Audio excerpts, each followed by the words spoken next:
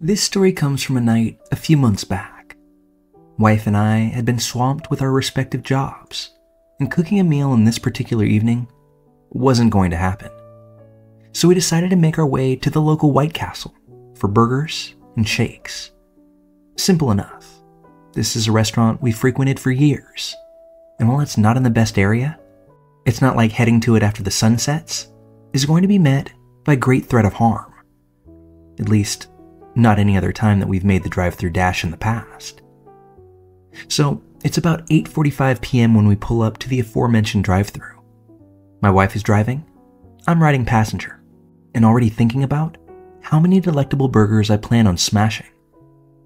We order at the speaker box, and seeing as we're the only car in line, we think it'll be a quick pass before we're on our way home with shakes in hand, burgers in bags, and smiles across our faces. But much to our frustration, it seemed White Castle only had a single employee manning the shop because our order was taking forever to come out of the window. Whatever, these things happen. I remember working fast food when I was younger, so I know how it can go. But as we're sitting there waiting, we notice this guy starting to wander up to the car. We hadn't noticed him when we pulled in, but he's ambling across the parking lot directly towards us. He's a dirty, stringy-haired, skinny mess, and he looks like he's high on something.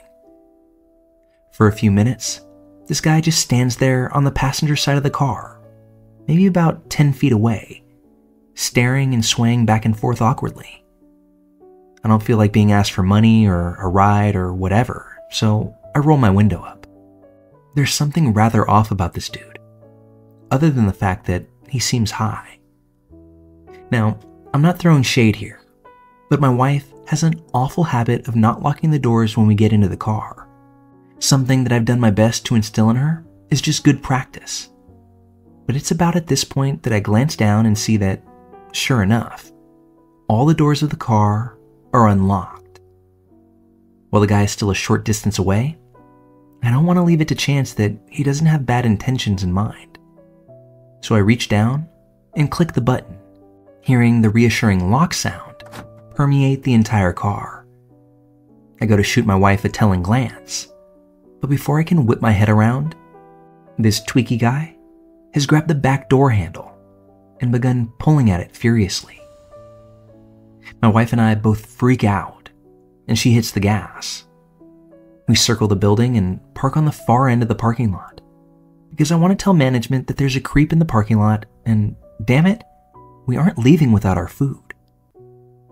After we park, we have a clear sight line to the drive-thru from where we are, and we watch this guy walk back to a car, now no longer swaying or looking strung out at all.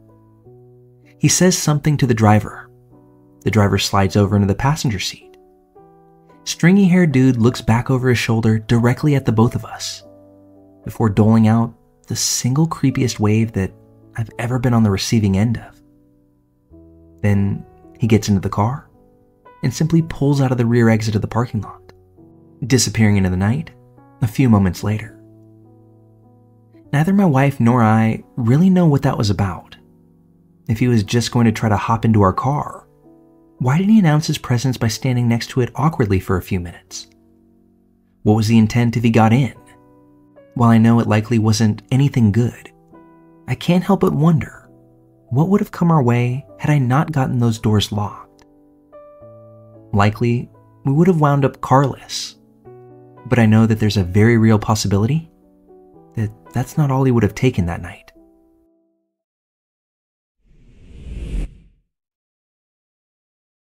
I've worked my share of unsettling late-night shifts, but one incident still haunts me to this day. It happened years ago, when I worked the drive-thru at a small fast food chain just outside of town. Our location was one of those 24-hour spots that always seem to attract a strange crowd after dark. You get used to it after a while.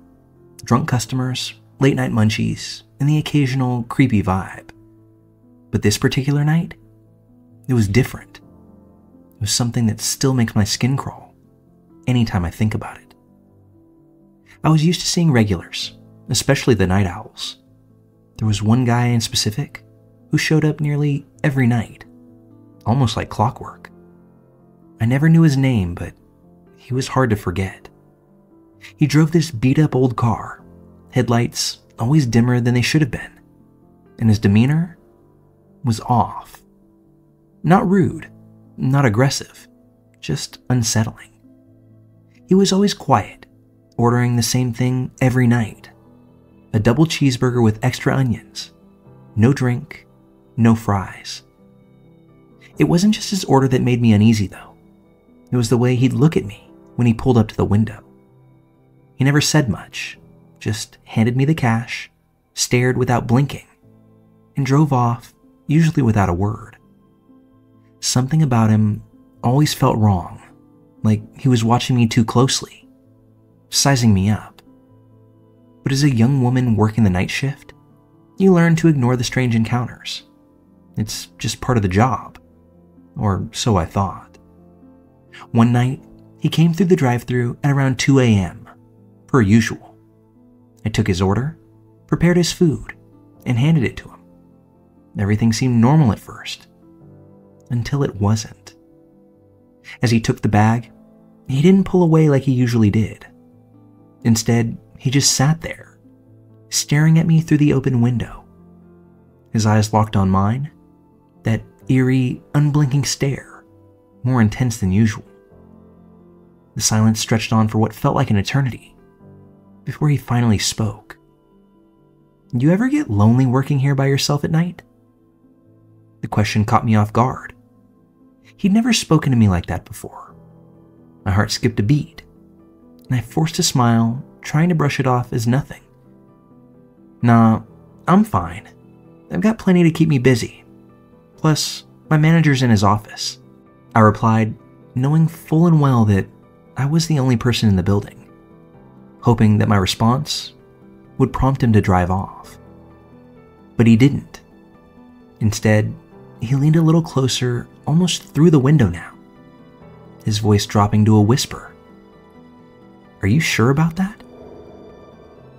Something about the way he said it sent a chill down my spine.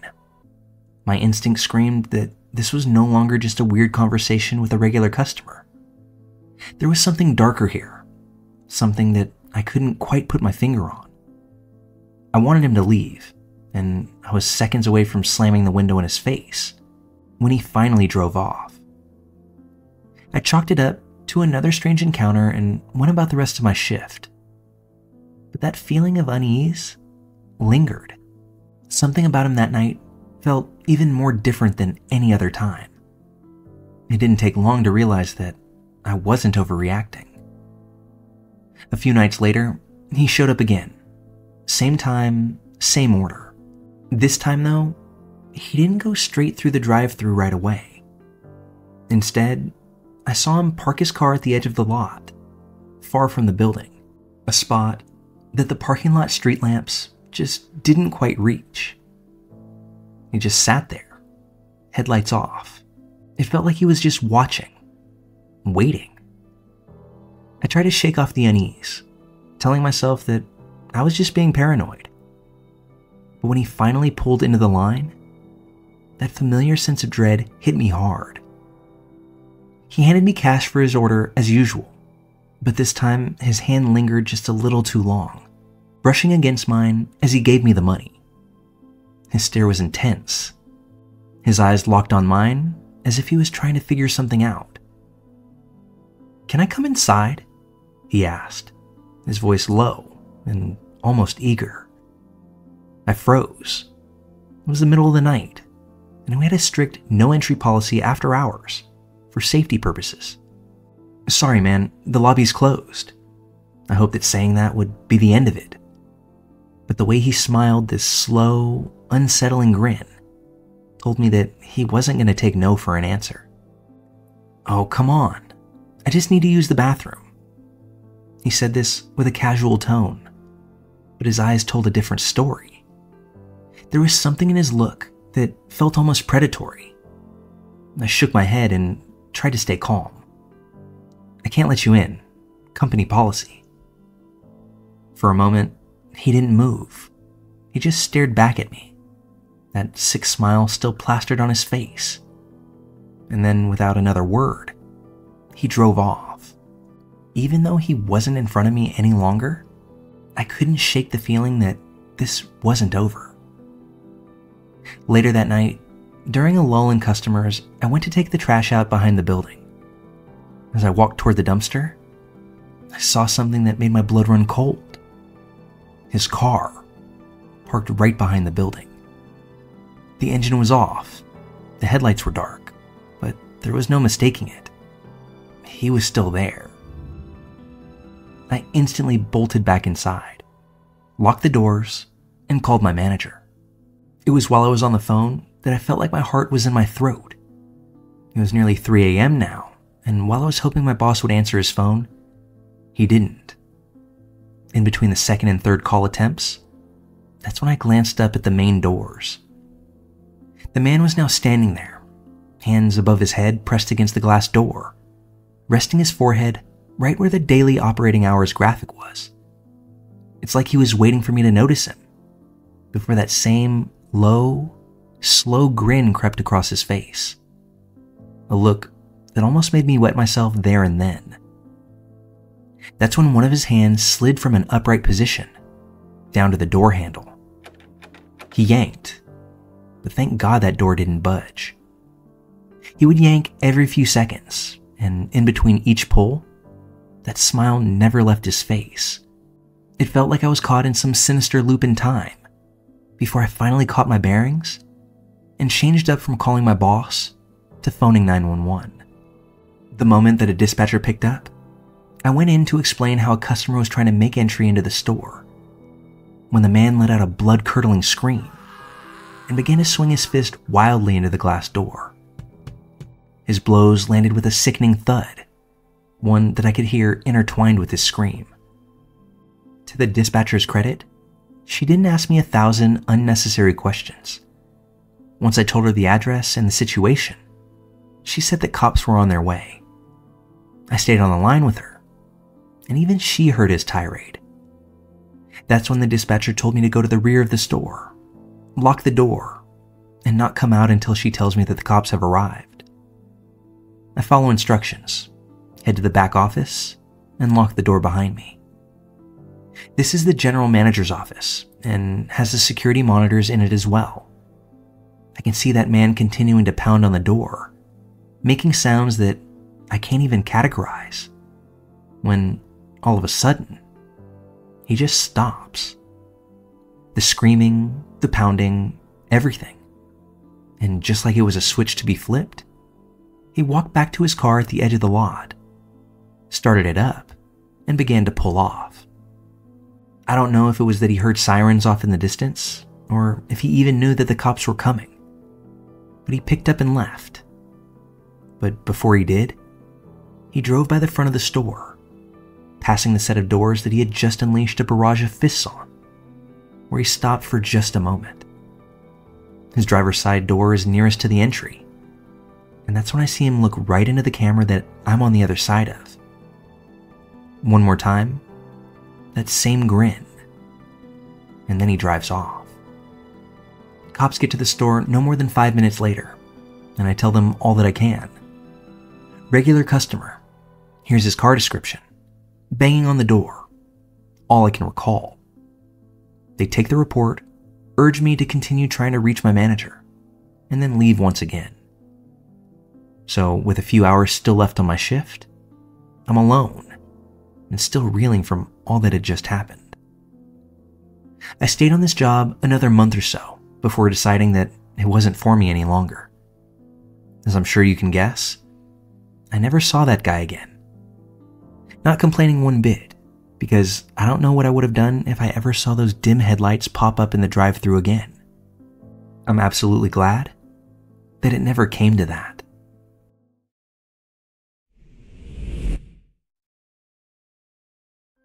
This is a story from my childhood, and while I remember it being pretty scary as a kid, I don't think I wrapped my head fully around it until much later. Like any other kid of the 90s, one of my favorite places to get food from was McDonald's. I can actively remember bothering my parents for Happy Meals constantly from the ages of 5 till around 8. This particular evening, I guess that I wore my dad down so that he had had enough, and we made our way to our regular McDonald's. I'm sure my dad knew what I wanted because it was the regular for me, but I made sure to announce to him that I wanted a cheeseburger Happy Meal with extra pickles, fries, a high C, and a boy's toy. That last part was of the utmost importance.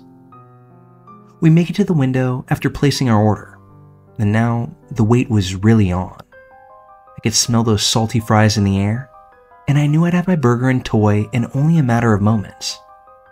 I was on what a 6-year-old's version of Cloud 9 is. I'm in the back seat having my own personal party when someone walks by our car on the driver's side. This was odd to even me as a kid because it's a drive-thru, not a walk-through. Whoever it was, I remember guessing that it was a man, stopped at my dad's window, and in a low, almost angry-sounding voice, I remember hearing the words, "Give it up. Now." I don't know what it's in reference to. I don't know why this person is talking to my dad. I don't know anything. My dad just stammers out, Okay, no problem. We just want to go home." This statement confused me because I didn't just want to go home. I wanted that Happy Meal. I remember being on the cusp of blurting out my disapproval when I hear even more angry words shouted, this time coming from behind the car. "Put it down. Get on your knees." The man in the window pauses for a beat, but then does what he's being told. The rest of this is kind of a blur for me, but I see 2 big guys in uniform, policemen, come around to my dad's side of the car. They hold the man down before lifting him up and taking him back behind the car. My dad turns over his shoulder and looks at me before asking if I'm okay. I was, but where's my burger? He says we're going to park and talk to the police for a minute, but we'll get our food afterwards. So we did. Dad pulls into the parking lot, talks to the police for what felt like a long time in my little kid brain. Eventually, they wrap up the adult stuff, and I'm able to get the good stuff. The Ronald McDonald Prime Burger, extra pickles, and my high C orange. I remember asking my dad what that was all about, and all he said was, "I'll tell you when you're a little older." When we got home that night, I remember my parents going and talking privately in their bedroom. When they came back out, my mom had clearly been crying, a sight that I hated as a kid, and even now. So I figured that whatever happened was upsetting, and that's all that I needed to know. Well, fast forward several years. I'm in high school at this point. Dad picked me up from soccer practice in the late afternoon and opted to stop by the Mickey D's drive-thru instead of cooking once home. While we're sitting in line, I remember what transpired all those years back and ask him about it. I felt a bit ditzy for never connecting the dots how I should have after my dad told me the entire story. When I was younger, we had finished ordering and my dad was waiting at the window to pay. He had his wallet out in his hand, ready for the employee to come to the window and take the payment. But before they did, a masked man walked alongside our car and got between my dad's door and the window. That part I more or less knew. When he said "give it up," he was referring to my dad's wallet. My dad willingly let go of it. He would have done so anyway. But what I didn't know was that the man had presented a big black gun and pressed it to my dad's forehead in the process of all this. When my dad said that we just wanted to go home, that was his way of telling the man that he could have the wallet, that it wasn't just my father in the car, and as a silent plea to not hurt his son. It was then that the bad guy had taken a moment to look into the car. My dad didn't know if it was to verify that someone else was in the car, or if he was looking for something more of value to take. But in that moment, that's when 2 police officers, one's on their meal break, just so happened to pull into the drive-thru right behind us. When they saw what was happening, they didn't hesitate to jump into action and apprehend the man attempting to rob us. As my dad told this story though, the thing that scared me even more was the fact that the cops weren't right next to us when they told the guy to freeze. If he wanted to, he could have pulled the trigger and blown my father away right in front of my eyes. It didn't happen that way, obviously, but the thought alone still scares me now. My dad told the story without batting an eyelash, as if having a gun pulled on him was not anything new. My father sells insurance. There's no way that he's faced a situation like this before or after this singular occurrence. But the calmness my father held in the face of a loaded handgun makes me proud. I'm thankful to those cops as well, the ones that just so happened to pick my favorite McDonald's to stop at for their own adult Happy Meals. I'm unsure of how this story would have turned out without them playing their part. I just hope that no other kid out there that's imploring their parents to stop at McDonald's unwittingly puts their dad in the same spot that I did. Love you, Pops.